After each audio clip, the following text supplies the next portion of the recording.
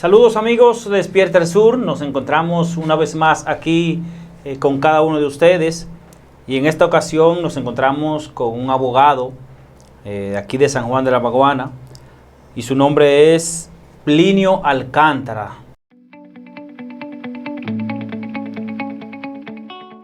En este momento vamos a hablar de algunas incidencias, de algo que está afectando mucho, no tan solo a San Juan de la Maguana, sino al país entero, y es el tema de la violencia. Recientemente pues podemos ver y leer un suceso que pasó en la comunidad del Rosario, y fue que una expareja pues ultimó a una joven, como le decía, ya no era su pareja, y la ultimó. Esta persona, según dicen las autoridades, está prófugo de la justicia. Ahora bien, con relación a esto, la pregunta sería, ¿cuántos años de prisión le caerían a esta persona que se encuentra prófuga en estos momentos? Mira, de acuerdo a nuestra legislación penal, él puede ser sancionado a 20 años, porque eso fue un homicidio. Y él tuvo la intención, él tuvo lo que se llama el ánimo necandi en materia penal.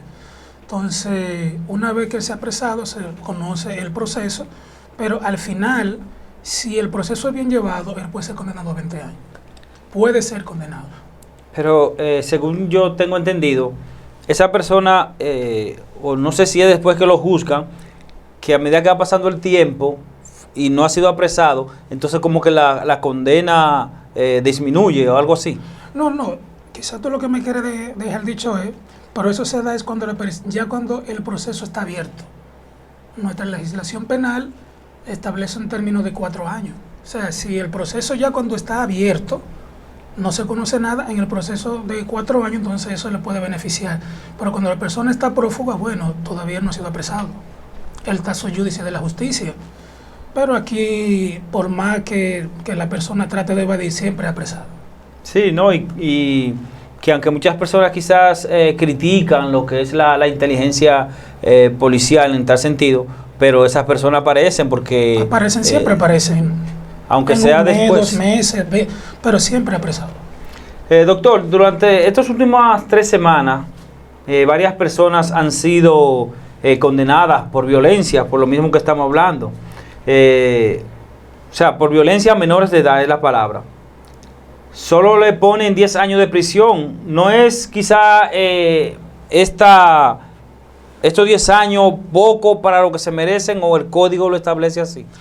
Mira, con eso de las violaciones, la mayoría de personas a veces se confunden entre lo que es la agresión sexual y lo que es la violación. O sea, son dos figuras jurídicas distintas y hay que ver cómo ocurrieron los hechos. Porque a veces la persona dice, bueno, violó, pero ¿qué tipo de violación? Si fue una agresión o si hubo una penetración. Porque cuando hay una penetración ya hay una violación. Okay. Ahora, cuando hay ya una caricia, un abrazo, un beso sin la persona querer, una menor de edad, entonces ahí viene una agresión sexual.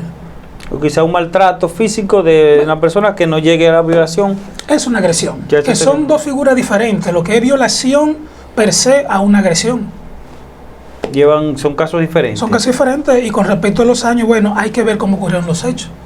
Porque no es lo mismo cuando hay un familiar que ya tiene una costumbre, tiene una relación con esa familia, con esa persona, que hay confianza, que es un desconocido. O sea, es mayor siempre. El caso es más grave cuando tú tienes familiaridad, sea con una prima, con una sobrina, con alguien cercano a ti. El hecho es más grave. Pero con respecto a los años, siempre la sociedad dice que es poco, pero que nuestra legislación tiene una norma establecida. Pero bueno, por violación, no por agresión, por violación, ¿cuál es el tiempo estipulado según la ley? Para la sanción penal. Sí. Bueno, dependiendo el hecho, porque el código puede decir 10, puede decir 15, pero hay que ver el caso en sí. Porque puede ser que las pruebas que hayan, bueno, no sean suficientes, o puede ser que sí sean suficientes. Porque hay personas que por una violación están condenados, según he escuchado comentarios, están condenados a 15, a 20. En ese mismo orden. Todo depende de cómo se dé la gravedad, si el hecho es agravado. Okay. Todo va a depender. En ese mismo orden, según el tiempo atrás, no importaba que la persona evidencia, o sea, de los casos. Ahora creo que es así, no, porque no conozco las leyes, usted no me aclara si estoy equivocado. Si una persona es encontrada o se le acusa de algo, si no hay una evidencia clara y contundente de que esa persona verdaderamente, en el caso de que una persona la encuentren robando en su casa o lo que sea, y usted arremeta contra esa persona, si no hay una evidencia, una grabación, un video que demuestre que esa persona robó, esa persona puede ser condenada, o simplemente si no hay evidencia, sí, no hay condenación. Es como tú me dices ahora mismo, si está en tu casa, ¿verdad? Si está en tu casa, lo que existe es una legítima defensa. Ahora, hoy en la actualidad ya hay muchos medios digitales que las personas graban, o sea, esas son evidencias. Hay vecinos que ven cuando la persona penetró, ¿verdad? Sí. Y si la persona es agredida ahí mismo dentro de una vivienda, bueno, pues lo más correcto es que se llame a la fuerza pública en ese momento. Pero es una legítima defensa. Y si hay legítima defensa, penalmente, entonces usted está exento de cualquier pena. Sí, es un poquito delicado, por eso es que muchas veces las personas toman como usted dice, por sus propias manos, toman la justicia por sus propias manos, porque cuando dicen, bueno, no lo encontramos, pero lo llevamos allí, como no hay evidencia, lo sueltan y el tipo vuelve y está en la calle. Mira, es un punto muy importante porque a nivel de procedimiento desde el inicio, lo recomendable es que si pasa un hecho así, bueno, la persona llamen ahí mismo, en ese instante, a la policía, en ese momento. Porque entonces si lo sacan de la casa, entonces no está la evidencia. No. O sea, yo puedo decir que lo encontré en mi casa, pero tú lo trajiste aquí. O sea, lo recomendable es lo que se llama jurídicamente un hecho flagrante.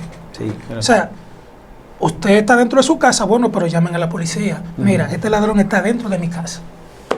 Porque si lo sacan entonces. No hay... Nuestra normativa penal protege mucho lo que es el derecho a defensa. Que muchas personas... Y el principio de inocencia. No es lo mismo que yo salga una persona de la casa y que después yo diga, no, él estaba en mi casa, pero ya yo lo tengo aquí afuera. O sea, hacerlo testigo. Y sí, por lo menos, mira, hay un caso reciente de una deportista que en defensa propia, pues, mató al esposo, quizás de una forma en defensa propia, como te decía, pero ella fue condenada a, no sé si fue 1 año de prisión preventiva. Entonces, ¿qué pasa en ese caso cuando tú lo haces en defensa propia? Mira, jurídicamente y a nivel de doctrina nacional e internacional, no todos los hechos son iguales.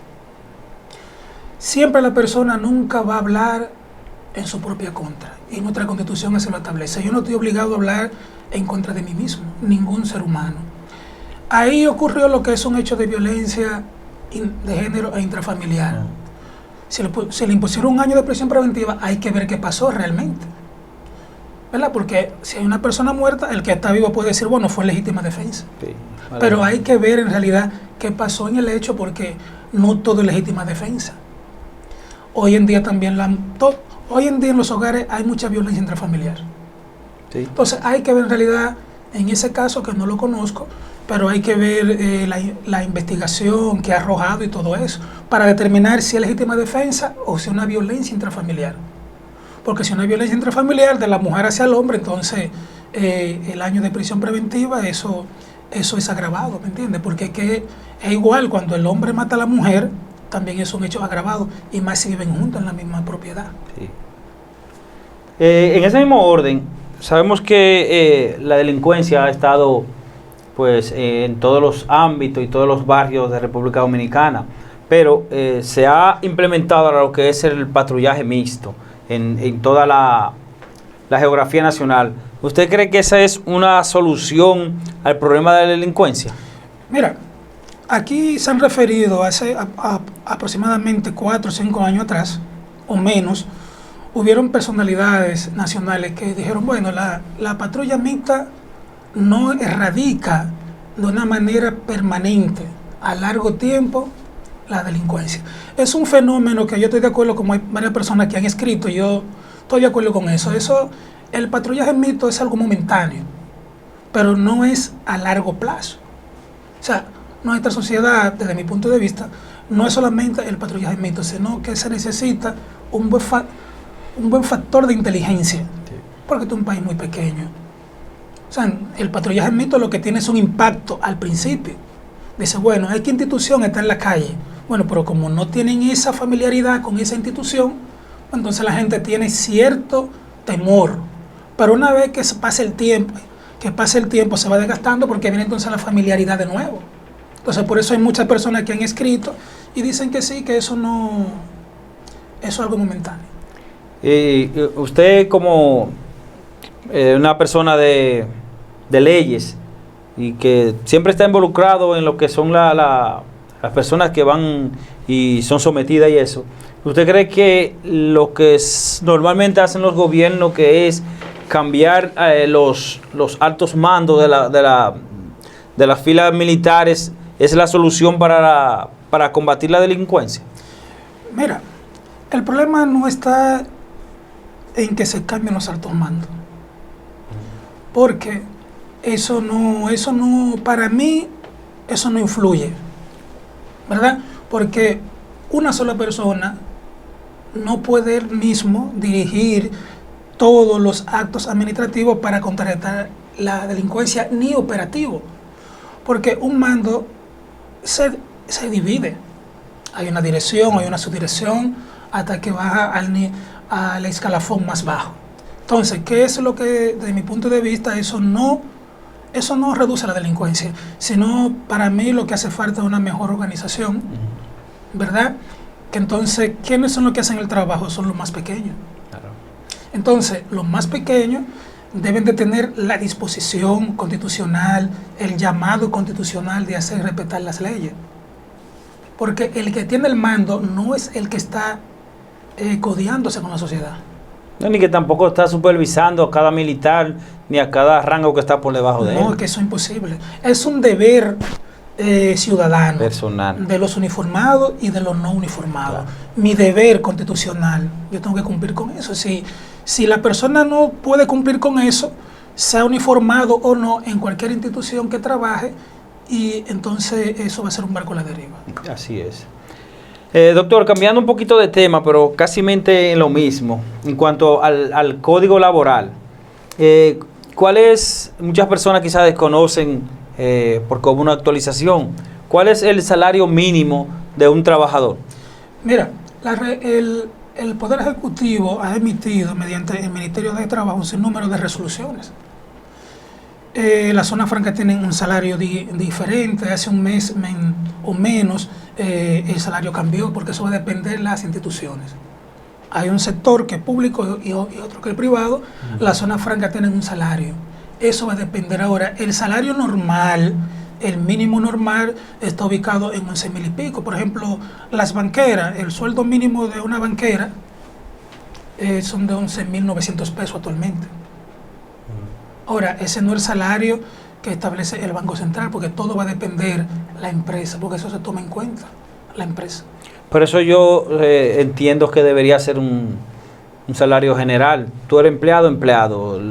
Ok.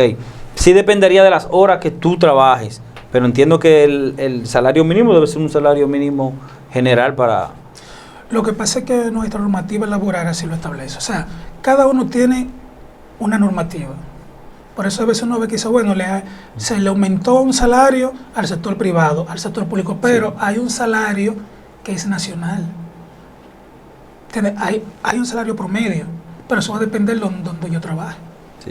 Pero sí hay un salario básico normal, que eso lo rige por el Banco Central. Así es. ¿Están llamados los empleadores a dotar de seguro médico a todos sus empleados? Oh, claro, es una ley. La ley de seguridad social así lo establece. ¿Y qué pasaría en el caso de que un empleado, o hay un tiempo estimado para esa persona, por ejemplo, después que empieza a laborar, dotarlo de su seguro médico, o quizás desde que inicia a laborar en dicha empresa? Mira, nuestra normativa laboral es clara. Hay empresas que dicen, bueno, yo lo voy a probar por un mes, por 3 meses, pero no. Nuestra normativa laboral establece que inmediatamente que hay que incluir la seguridad social, porque existen riesgos laborales. Una persona puede estar trabajando en una computadora, puede caerse. Entonces, ¿cómo lo van a atender? Entonces, lo normal, lo que se estila a nivel de la ley, es que inmediatamente usted sea incluido en la seguridad social. ¿Alguna sanción quizás que el empleado pueda reclamar a ese empleador que quizás tenga 1 año, 6 meses y todavía no tienen un seguro? Pero claro que sí. La ley de seguridad social y el mismo código laboral le da la facultad a la persona de dimitir en ese asunto. Hay muchas personas que quizás desconocen. En el caso de que una persona decida irse de dicha empresa, o sea, está que lo cancelen o que la persona se vaya. Si la persona tiene un X tiempo para, si decide irse, le den todas sus prestaciones laborales, o no hay tiempo límite para darle esas prestaciones a esa persona.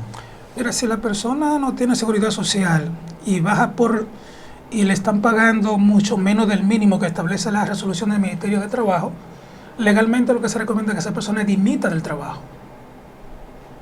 No que se vaya así, bueno, yo voy a dejar el trabajo y irme. Es mejor legalmente y para su beneficio personal que la persona dimita al empleador.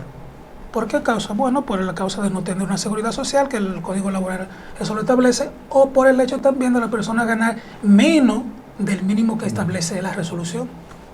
Y cuando hay personas que lo cancelan o que se van, acuden de una vez a lo que es la oficina de trabajo.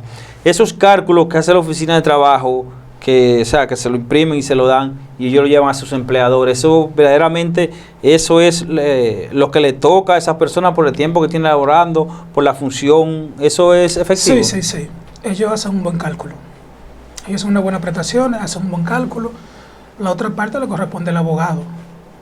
Sí, porque muchas personas quizás no van, otros deciden ponerse de acuerdo con el empleador en darle una cantidad y no van, quizás por miedo o quizás por no querer, quizás que piensan que van a hacer un daño, no, porque lo correcto sería que usted vaya, investigue ya y reciba lo que le van a dar. Si no está acorde con esto, con lo que le dieron, pues usted puede reclamar. De lo contrario, si se pone de acuerdo con el empleador. Bueno, es como tú dices, a veces si la persona ya tiene una amistad con el empleador y decide una conciliación y no demandar, bueno, pero también es válido.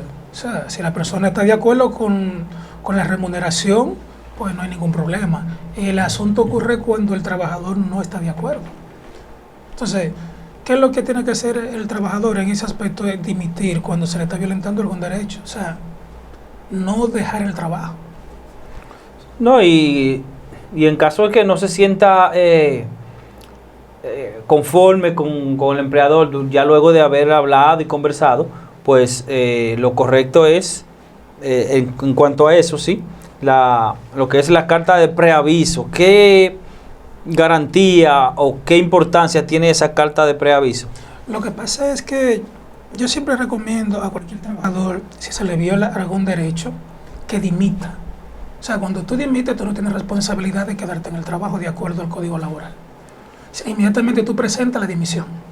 Doctor, en sentido general, ¿usted cree que a los trabajadores se les está violando o se les viola sus derechos?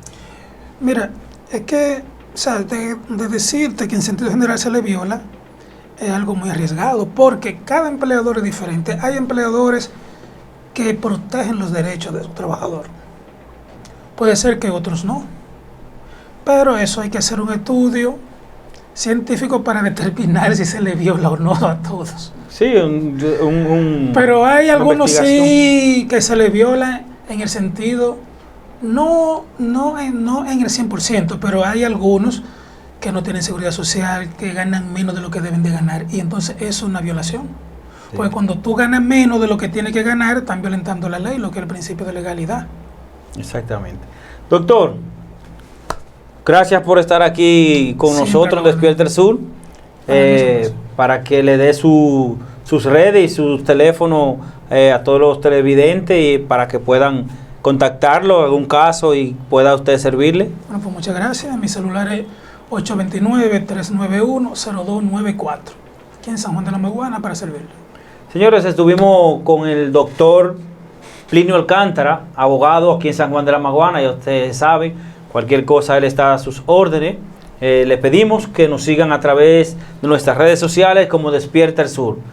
Hasta una próxima entrega. Muchas gracias.